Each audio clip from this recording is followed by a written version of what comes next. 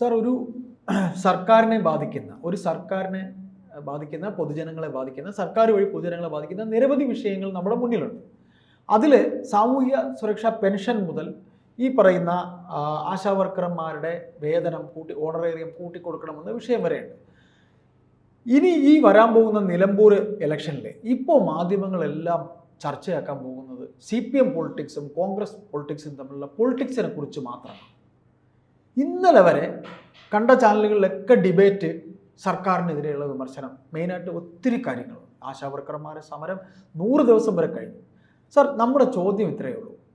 ഈ ചർച്ച ചെയ്യപ്പെടേണ്ട വിഷയത്തിൽ നിന്ന് വഴിമാറിപ്പോയി വെറും രാഷ്ട്രീയം മാത്രം സംസാരിക്കുന്നതിലേക്ക് ഈ വരുന്ന തെരഞ്ഞെടുപ്പ് ഈ രണ്ട് കൂട്ടർക്കും, ഈ ഗവൺമെൻറ് കാണിച്ചിട്ടുള്ള ഇതുവരെയുള്ള ചെയ്ത്തുകളും അതിനെ വിമർശിക്കുന്ന കോൺഗ്രസും എടുത്തു കാണിക്കുന്ന കാര്യങ്ങളാണ്. അവർ വിമർശനങ്ങൾ ഇപ്പോൾ 2 മാസത്തെ സാമൂഹ്യ പെൻഷൻ കൊടുത്തു കഴിഞ്ഞാൽ ഉടൻ തന്നെ എല്ലാം കൊടുത്തു. സാമൂഹ്യ പെൻഷൻ കിട്ടി ഇറങ്ങിയ ഒരാൾ പറയുകയാണ് ഞാൻ M സ്വരാജിനെ വോട്ട് ചെയ്യും എന്ന് പറയുകയാണ്. ഞാൻ പറയുന്ന ഉദാഹരണമാണ്. സർ, ഇത്തരത്തിൽ ചർച്ച ചെയ്യേണ്ട വിഷയങ്ങൾ ചർച്ച ചെയ്യാതെ വഴിമാറി പോകുന്നത് ശരിയാണോ മുഖ്യധാരാ മാധ്യമം? അല്ല, നമ്മളെ ഈ തെരഞ്ഞെടുപ്പുകൾ എടുക്കുമ്പോൾ പലപ്പോഴും സംഭവിക്കുന്ന ഒരു കാര്യം, ഇപ്പോൾ നമ്മുടെ മുഖ്യധാരാ മാധ്യമങ്ങളൊക്കെ താങ്കൾ പറഞ്ഞതിനപ്പുറം രാഷ്ട്രീയത്തിനുമപ്പുറം സ്ഥാനാർത്ഥിയുടെ മഹിമ അതിലേക്കാണ് കുറേ കാലം സഞ്ചരിച്ചുകൊണ്ടിരിക്കുന്നത്. ഇപ്പം ഒരു ആര്യാടൻ ഷൗക്കത്താണ് ഒരു സ്ഥാനാർത്ഥി, മറ്റൊരു സ്വരാജാണ്. ആര്യാടൻ ഷൗക്കത്തിൻ്റെ കുടുംബ പാരമ്പര്യം, അദ്ദേഹത്തിൻ്റെ അച്ഛൻ വർഷങ്ങളായി ഇരുന്ന കാര്യങ്ങൾ, ഇങ്ങനെ അത്രയുള്ള വ്യക്തിപരമായ അവദാനങ്ങളും കീർത്തനങ്ങളും ഒരു വശത്ത്, അത് മറ്റ് സ്ഥാനാർത്ഥിയെ പറ്റിയാണെങ്കിലും അങ്ങനെ മറ്റൊരു വശത്ത്.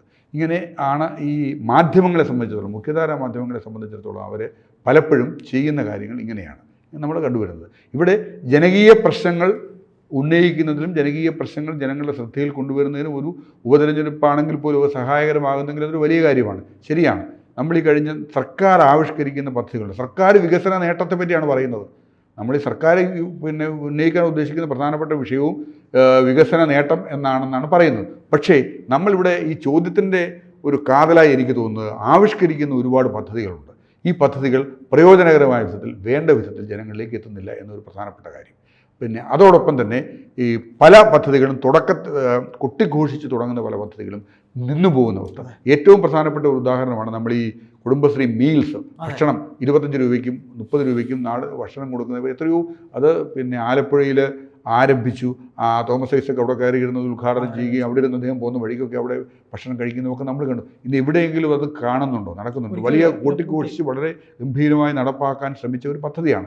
ഞാനതിൻ്റെ നടത്തിപ്പിനെ പറ്റി അല്ല പറയുന്നത്. പക്ഷേ ആ പദ്ധതി എന്ന് പറയുന്നത് ഏതാണ്ട് നിന്നുപോയ അവസ്ഥയാണ്. ചിലയിടത്തൊക്കെ ഉണ്ട്, ചിലയിടത്ത് മറ്റ് വ്യത്യസ്തമായി. ഇപ്പോൾ കുടുംബശ്രീ ഹോട്ടലുകൾ തന്നെ ഡീലക്സ് ഹോട്ടലുകളാക്കി മാറ്റി കുടുംബശ്രീ ഡീലക്സ് അങ്ങനെയൊക്കെ പറഞ്ഞ് നടക്കുന്നുണ്ട്. പക്ഷേ ഈ ചുരുങ്ങിയ വിലയ്ക്ക് മെച്ചപ്പെട്ട ഭക്ഷണം നടക്കുക എന്ന് പറയുന്നത് തുടങ്ങിയവരൊക്കെ കുടുംബശ്രീക്കാരൊക്കെ അത് പൂട്ടിപ്പോകുന്ന അവസ്ഥയാണുള്ളത്. അതുപോലെയാണ് നമ്മുടെ ഒരു ജനങ്ങളുടെ ആരോഗ്യത്തെ ബാധിക്കുന്ന ഏറ്റവും പ്രധാനപ്പെട്ട ഒരു കാര്യമാണ് ഈ കാരുണ്യ ഇൻഷുറൻസ് പദ്ധതി. കാസ്പ് കാർഡുകളെ കൊണ്ട് നേരത്തെ അതിന് കൃത്യമായിട്ട് ഒരു സംവിധാനത്തോടു കൂടി ആരംഭിച്ചു. അതിന് ഈ നമ്മുടെ പല എല്ലാ സർക്കാർ ആശുപത്രികളിലും അതോടൊപ്പം തിരഞ്ഞെടുക്കപ്പെട്ട സ്വകാര്യ ആശുപത്രികളിലും ഈ കാസ്പ് കാർഡുകൾ കൊണ്ട് ഫലമുണ്ടായിരുന്നു. അങ്ങനെ എല്ലാ രോഗങ്ങൾക്കും പെട്ടിരുന്ന ഒരു കാര്യമാണ് കാരുണ്യ ഇൻഷുറൻസ് പദ്ധതി. ആ കാരുണ്യ ഇൻഷുറൻസ് പദ്ധതിയുടെ സ്ഥിതി എന്ന് പറയുന്നത് വളരെ ബുദ്ധിമുട്ടേറിയ ഒരു അവസ്ഥയിലാണ്. ജനങ്ങൾക്ക് പ്രയോജനകരം അല്ലാത്ത വിധത്തിലേക്ക് അത് നീങ്ങിക്കൊണ്ടിരിക്കുകയാണ്. പലയിടത്തും കിട്ടുന്നില്ല. നമുക്കറിയാം, ഒരു ആശുപത്രികളിൽ നിന്ന് ഇതിനെ മാറ്റുന്നു, പല ചികിത്സ ലഭിക്കേണ്ട രോഗങ്ങളെ മാറ്റുന്നു, ആശുപത്രികളുടെ എണ്ണം കുറയ്ക്കുന്നു. ഇങ്ങനെയൊക്കെ അത് മനുഷ്യരെ നേരിട്ട് ബാധിക്കുന്ന ഒരു പദ്ധതിയാണ് ഈ പറഞ്ഞ പദ്ധതി എന്ന് പറയുന്നത്. അതുപോലെയാണ് നമ്മൾ ഈ പറഞ്ഞ സമരങ്ങൾ. ഈ സർക്കാർ ഉദ്യോഗസ്ഥന്മാർ മെഡിസെപ്പ് പോലും, മെഡിസെപ്പ് എന്ന് പറഞ്ഞാൽ സർക്കാർ ഉദ്യോഗസ്ഥന്മാരിൽ നിന്നും പെൻഷൻകാരിൽ നിന്നും തുക വാങ്ങിച്ചുകൊണ്ട് ഒരു ഇൻഷുറൻസ് കമ്പനിക്ക് കൊടുത്ത് ചെയ്യുന്നതായിരുന്നു. കുറെ കാലം അത് ഭംഗിയായി നടന്നു, ഇല്ലെന്ന് പറയുന്നില്ല. പക്ഷേ ക്രമേണ അതും ഒരു വലിയ പാളിച്ചകൾ അതിനകത്ത് സംഭവിക്കുകയും പണം കിട്ടുന്നതിന് താമസിക്കുന്നു, ഹോസ്പിറ്റലിൽ നിന്ന് ആൾക്കാർക്ക് ഇറങ്ങാൻ വയ്യാത്ത അവസ്ഥ ഉണ്ടാകുന്നു. ഇങ്ങനെയൊക്കെ പല വിധത്തിലുള്ള ബുദ്ധിമുട്ടുകളുണ്ടായിരുന്നു. അതാണ് അത്തരത്തിൽപ്പെട്ട ഒരു കാര്യം.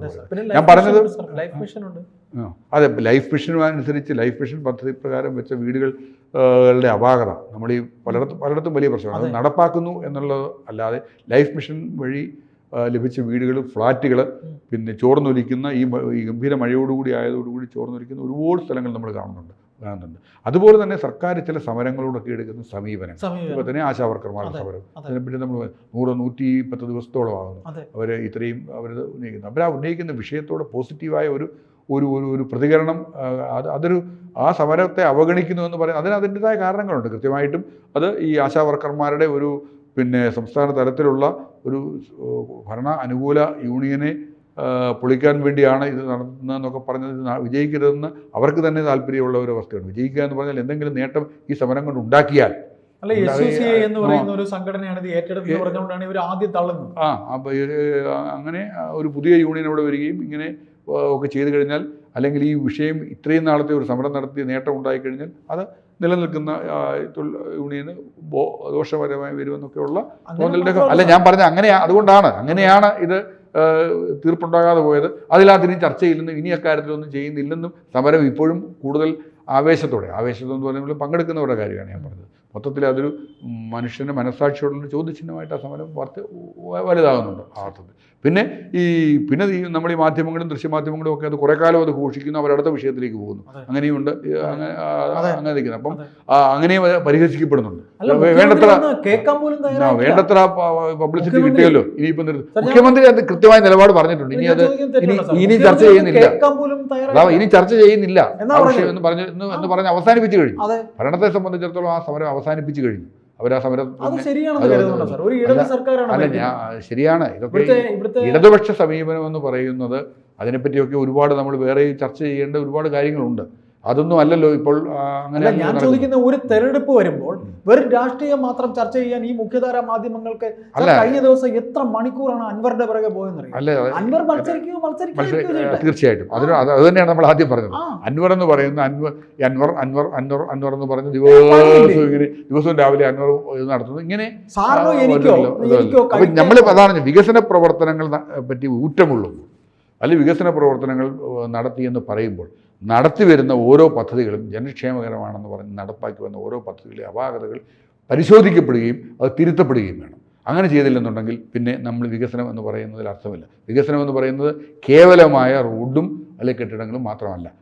അത് അങ്ങനെ ഒരു കൺസെപ്റ്റാണ് നമ്മളെ സംബന്ധിച്ചിടത്തോളം. വലിയ വികസന പദ്ധതി പറഞ്ഞാൽ കോടിക്കണക്കിന് സഹസ്ര കോടികളിലേക്ക് നീളുന്നത് മാത്രമല്ലാതെ അടിസ്ഥാന വർഗത്തെ, ജനത്തെ ബോധ്യപ്പെടുത്തേണ്ട തരത്തിലുള്ള ഒരുപാട് ചെറിയ കാര്യങ്ങളുണ്ട്. അതിലൂടെയാണ് അവരുടെ ജീവിതം എന്ന് പറയുന്നത് മുമ്പോട്ട് പോകുന്നത്. സിവിൽ സപ്ലൈസ് കോർപ്പറേഷനിൽ നമ്മൾ പൊതുവിതരണ സമ്പ്രദായം എന്ന് പറഞ്ഞ വളരെ ഫലപ്രദമായി നടന്നുകൊണ്ടിരുന്ന ഒരു കാര്യമാണ് കേരളത്തിലുണ്ടായിരുന്നത്. അത് പിന്നെ CPI മന്ത്രി ആയിരുന്നവരെ ഈ ചന്ദ്രശേഖരനാരൊക്കെ ഫലപ്രദമായിട്ട് നടത്തിക്കൊണ്ടിരുന്ന ഒരു കാര്യമാണ് ഈ സിവിൽ സപ്ലൈസിലെ അങ്ങനെയാണ് സിവിൽ സപ്ലൈസ് കോർപ്പറേഷൻ മാവേലി സ്റ്റോറുകൾ പിന്നെ വില കുറച്ച് സാധനങ്ങൾ കിട്ടുന്ന ഒരു സ്ഥലം എന്ന് മാറിയിരുന്നു. സിവിൽ സപ്ലൈസ് കോർപ്പറേഷൻ ഇതൊക്കെ നിശബ്ദമായിട്ട് ഇല്ലാതായിക്കൊണ്ടിരിക്കുകയാണ്.